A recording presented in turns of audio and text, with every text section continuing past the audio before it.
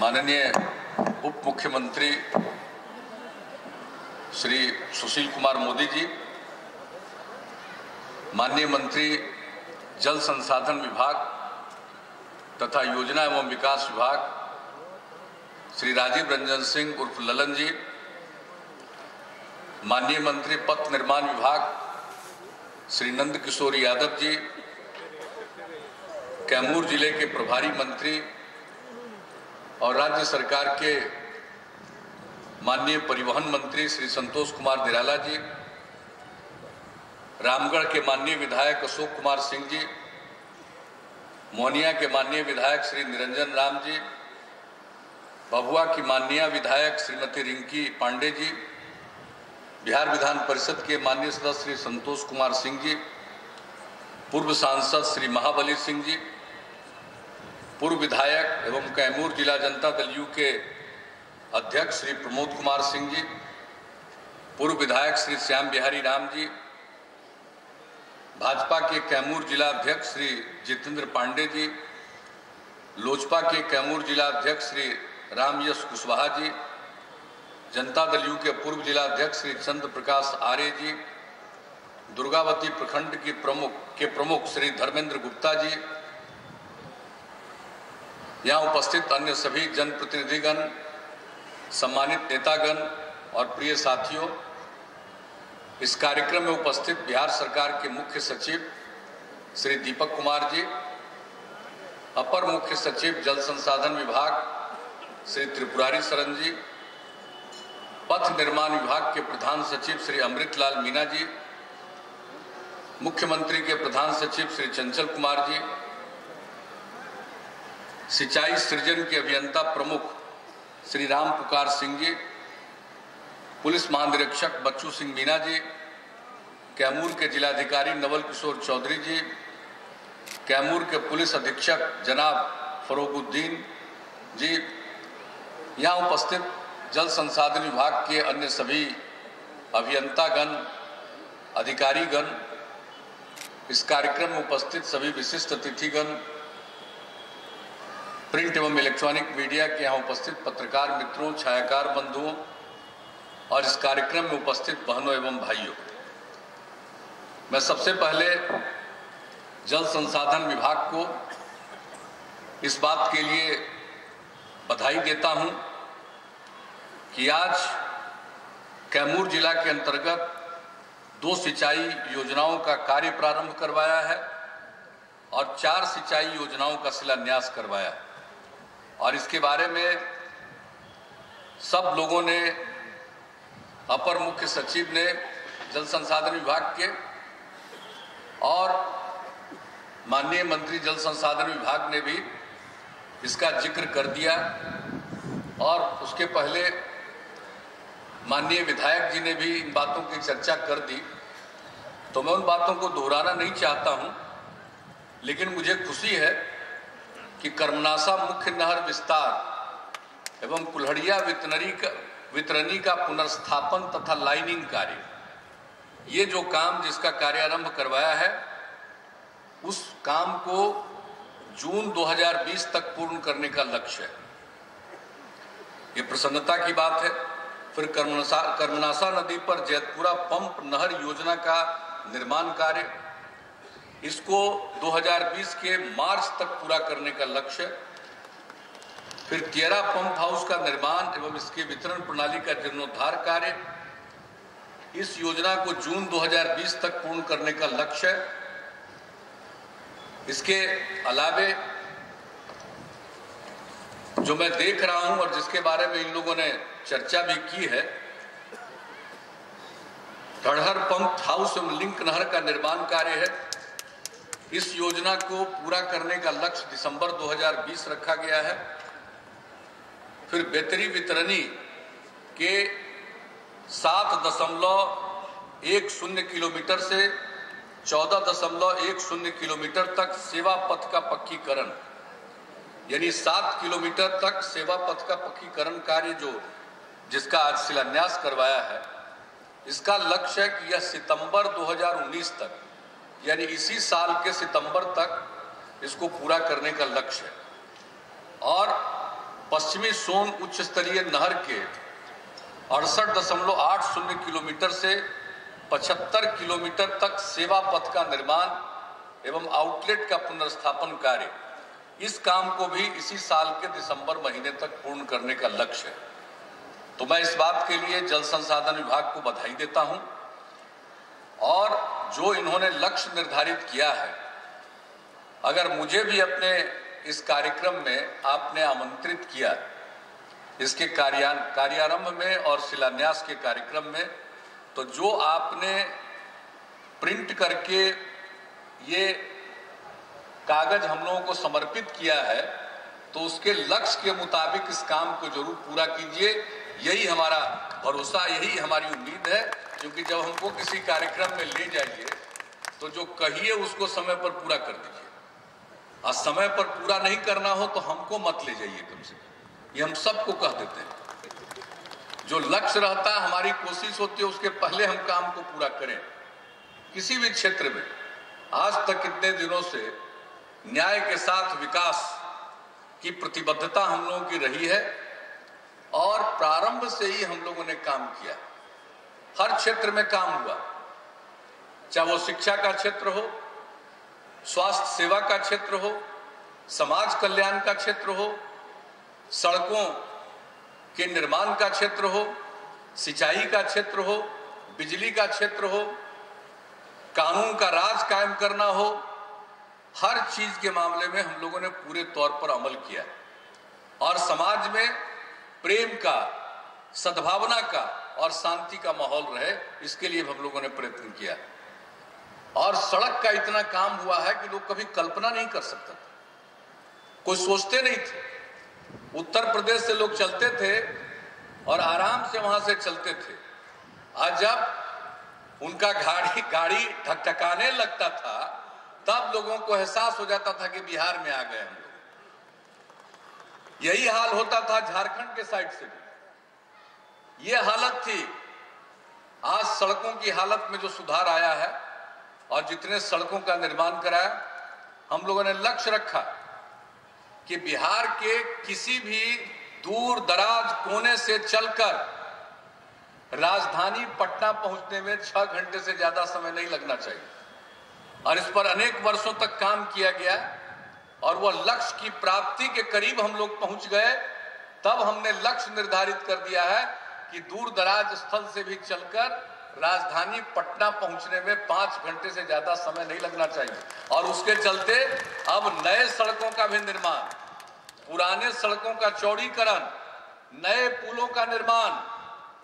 अगर 2 सड़क एक दूसरे को क्रॉस करके निकल रहा है तो चाहे अंडरपास या उसके ऊपर से एलिवेटेड, ये सब काम अब हम लोग पूरे बिहार में कर रहे हैं।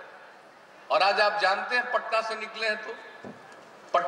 हैं तो कौन काम किया है?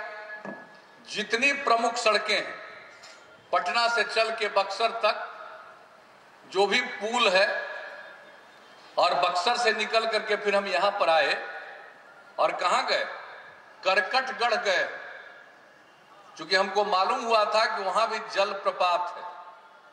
हमें पहले नहीं मालूम था, न जाने कितनी बार, दर्जनों बार हम आए हैं, किसी ने मुझको ये बताया नहीं था।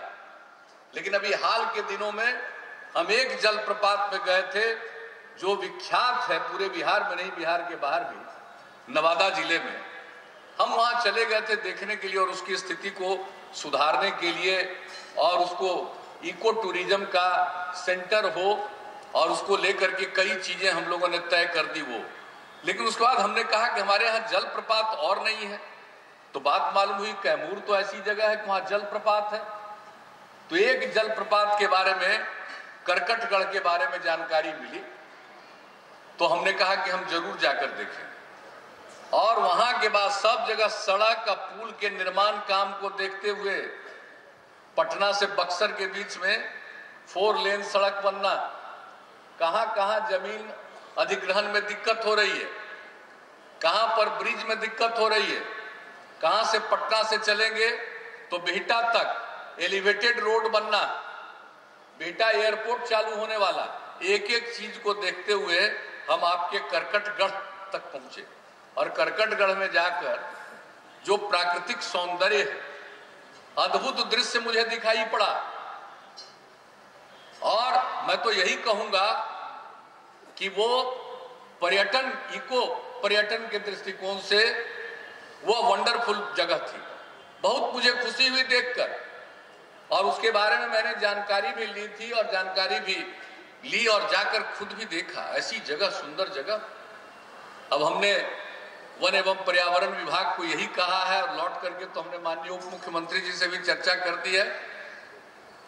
यानी वो इतनी सुंदर जगह है कि उसको भी इको टूरिज्म का स्थान घोषित किया जाए। और हमने कहा है कि उसके बगल में आदिवासी समाज का एक गांव है, छोटा सा, और हमने कहा कि जो इको टूरिज्म को विकसित किया जाए उसमें गांव के सब लोगों को शामिल करिए, और इस तरह से इतनी बड़ी संख्या में लोग आएंगे। क्या सुंदर दृश्य दिखाई पड़ेगा। 12 मास जलप्रपात, ऊपर से पानी गिरता, और क्या कैमूर और रोहतास का इन पहाड़ियों का सौंदर्य। हम तो पहले भी गए हैं, और हम तो गए थे इस साल के शुरू में ही देखने के लिए, जो बिजली की आपूर्ति हर गांव तक पहुंचा दी गई थी। तो हमने कहा कि भाई पहाड़ियों पर तो वो ग्रिड के माध्यम से तो अभी पहुंचा नहीं, ऑफ ग्रिड यानी सौर ऊर्जा के माध्यम से हुआ है, उसको हम देखने चले गए थे। तो इस सब चीज को पहले भी देखा। रोहतासगढ़ भी हम गए, और क्या कितना जबरदस्त रूप से पर्यटन के दृष्टिकोण से इस पूरे इलाके का महत्व है। हम जैसे जब जाते हैं वाल्मीकि नगर, शुरू से ही ये जो पश्चिम चंपारण का इलाका है और उसकी जो खासियत है उस पर चर्चा करते हैं। और अब टूरिस्ट की संख्या कितनी बढ़ती चली जा रही। मैं तो देख रहा हूं कि यहाँ का जो इलाका है, यहाँ की जो पहाड़ियां हैं, यहाँ के जो जंगल, और मुझे तो खुशी हुई जान करके कि यहाँ भी 2 बाघ है का पता चला। तो अब इससे बड़ी बात क्या हो सकती। हम लोग तो समझ रहे थे कि वाल्मीकि नगर ही टाइगर रिजर्व। अब ये कैमूर में इतनी बड़ी संभावना है पर्यावरण के दृष्टिकोण से। और दूसरी बात है नदियों का उद्गम स्थल, ये जहां से निकला और जलप्रपात हो रहा है वहां वो उद्गम स्थल, 2 नदियों का उद्गम स्थल। तो हम उस जगह पर भी जाएंगे इस महीने के अंत में, अगले महीने के शुरू तक हम उद्गम स्थल भी देख आवेंगे। ये मेरी आदत है, मेरा स्वभाव है। कोई नई चीज देखते हैं और क्या करना चाहिए, उन सब चीजों के बारे में ख्याल रहता है। और बाकी जो चीजें हैं उस पर तो रोज काम हो ही रहा। सड़क पर तो बता ही दिया आपको, माननीय मंत्री पथ निर्माण विभाग, और सिंचाई का काम माननीय मंत्री जल संसाधन विभाग ने बता दिया। इतने दिनों से देख रहे हैं सिंचाई के लिए हम लोग पैसा इतना बजट में प्रावधान करते हैं, लेकिन सिंचाई विभाग उस ढंग से काम नहीं कर पाता था। हमने कहा भाई सिंचाई विभाग में काम इसलिए नहीं हो पाता है कि हम लोगों के बिहार का 22 जिला ऐसा है जो बाढ़ से प्रभावित होता है, और बहुत बड़ा इलाका जो है बाढ़ से प्रभावित होता है। और जब बाढ़ आती है तो उसको टैकल करने में, उससे निपटने में ये पूरा जल संसाधन विभाग का जो इंजीनियरिंग विभाग है उसी में लगा रहता है, साल भर उसी में लगा रहता है। और सिंचाई का काम और सिंचाई की परियोजनाएं पूरी नहीं हो पाती हैं। परियोजनाओं में इतना विलंब होता है कि जो परियोजना 100 करोड़ से नीचे रहती है वो बढ़ते बढ़ते बढ़ते 1000 करोड़ से ऊपर चला जाता है। ये दुर्गावती का क्या हुआ था, इसको किस तरह से पीछे पड़ करके पूरा कराया। 800 करोड़ रुपए से भी ज्यादा खर्च हुआ राज्य सरकार का। हम लोग कोई काम छोड़ते नहीं। तो सिंचाई में हमने कहा यही कि सिंचाई विभाग जो जल संसाधन विभाग है उसको 2 हिस्से में रखिए। एक हिस्सा जो उसका इंजीनियरिंग विंग हो वो देख ले बाढ़ नियंत्रण, और दूसरा हिस्सा सिर्फ सिंचाई की परियोजनाओं को पूरा करे। और जब से ये काम शुरू हो गया 2-2.5 साल से, नतीजा है कि अनेक पुरानी योजनाएं जो लंबित थी वो पूरी हो रही। तो इसलिए मुझको पूरा भरोसा है कि अब सिंचाई में भी ये काम, और पथ निर्माण में जब हम लोग सड़क खूब अच्छा बना रहे हैं तो जरा एक्सीडेंट भी बढ़ने लगा है। तो उसको देखते हुए हम सब लोगों ने कोशिश की है कि एक्सीडेंट को रोकने के लिए और भी जो काम करना है। किसी इलाके से गुजर रहे हैं, भाई एक कोई सड़क बन जाता है, गांव है एक तरफ और गांव वालों का खेत है दूसरी तरफ, तो आखिर जाएगा कि नहीं जाएगा अपना खेत में खेती करने के लिए। तो वैसी स्थिति में देख करके उस गांव से उस खेत की तरफ जाने के लिए चाहे तो उनके लिए आप फुट ओवर ब्रिज बनवा दीजिए या अंडरपास बनवाइए। अब ये सब एक एक काम हो रहा है, हर तरह से हम लोग एक एक चीज को देख रहे हैं। तो हर क्षेत्र में काम, और बिजली के क्षेत्र में भी अब बताइए क्या कहना है। हम लोग जितने लोग इच्छुक थे सबके घर में बिजली का कनेक्शन दे दिया गया, और अब हम लोगों ने लक्ष्य रख दिया है 2 और काम का, कृषि फीडर का, कि उसके माध्यम से लोग किसान जो अपनी खेती के लिए बिजली का प्रयोग करेंगे, सिंचाई के लिए बिजली का प्रयोग करेंगे, उनके लिए अलग से फीडर का इंतजाम हो जाए। और जो भी इच्छुक किसान है उनको कृषि के लिए बिजली का कनेक्शन इस साल के 31 दिसंबर तक पूरे बिहार में पूरा कर दीजिए। हम लोगों ने क्या कहा था, 31 दिसंबर तक हर घर बिजली का कनेक्शन दे देंगे, हमारे 7 निश्चय में था, पूरा हो गया।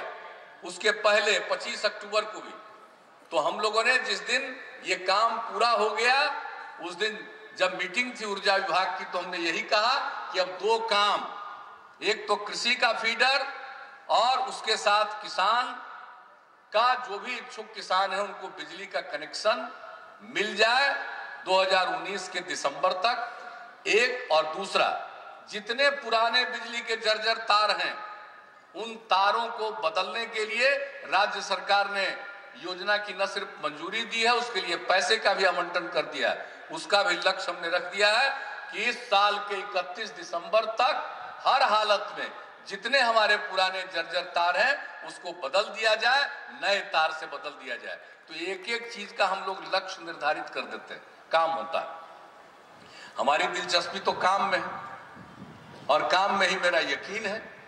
अब बताइए, गांव में जब बिजली नहीं थी तो लोगों का कितना कष्ट होता था, बच्चों को पढ़ने में कितनी दिक्कत थी।